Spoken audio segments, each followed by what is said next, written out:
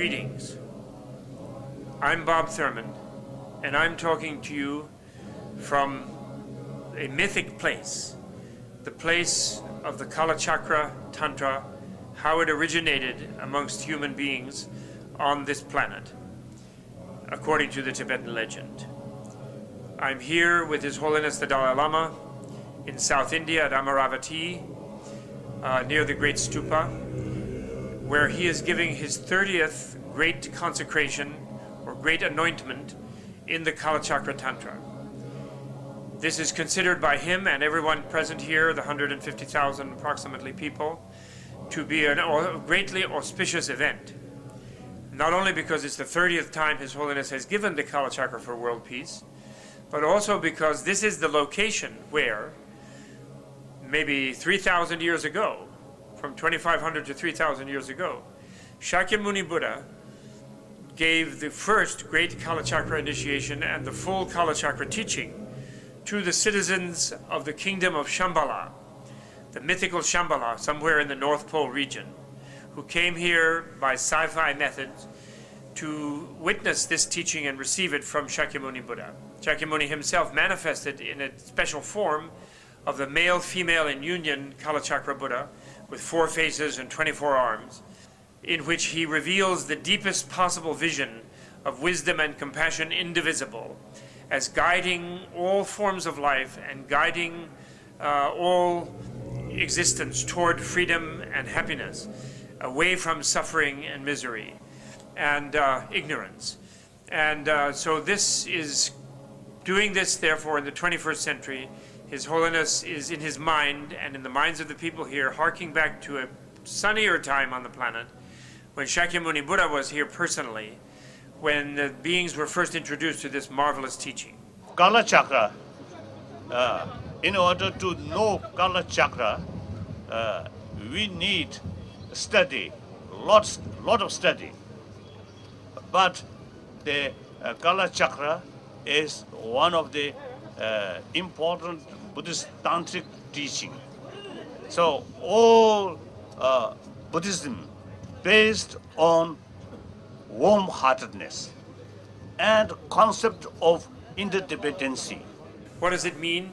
It means the wheel of time, literally. And here it's a very unique vision. It's an esoteric vision, kept secret in the past, because it is a vision of the total positivity of time, of history.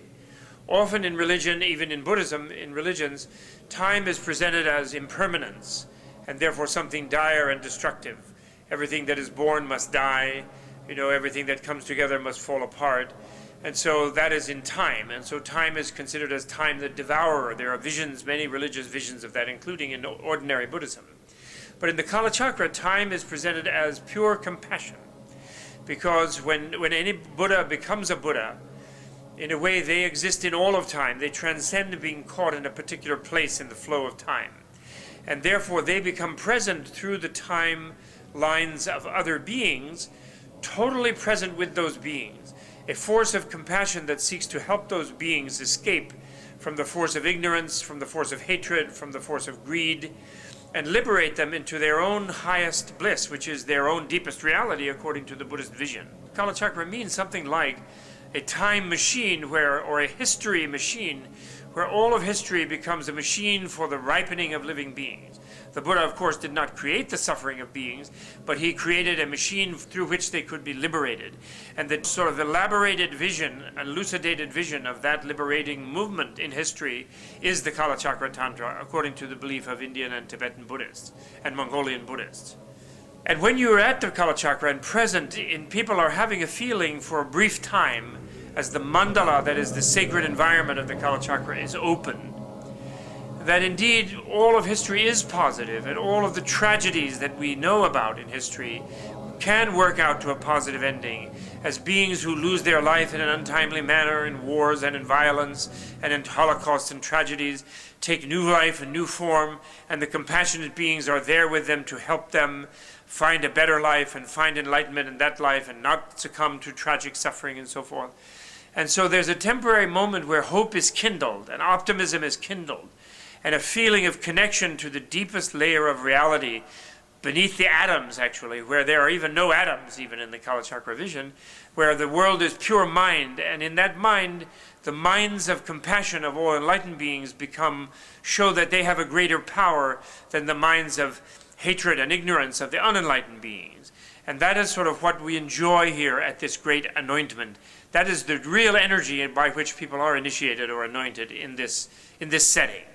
And so I take great pleasure, and I feel very honored to introduce you to that, the Kalachakra Maha Abhisheka, the great anointment of the Kalachakra. But every occasion, I stress the importance of warm-heartedness. That is Mahakaruna, Karuna, compassion, great compassion. And with help of holistic view, everything interdependent. My future depends on other.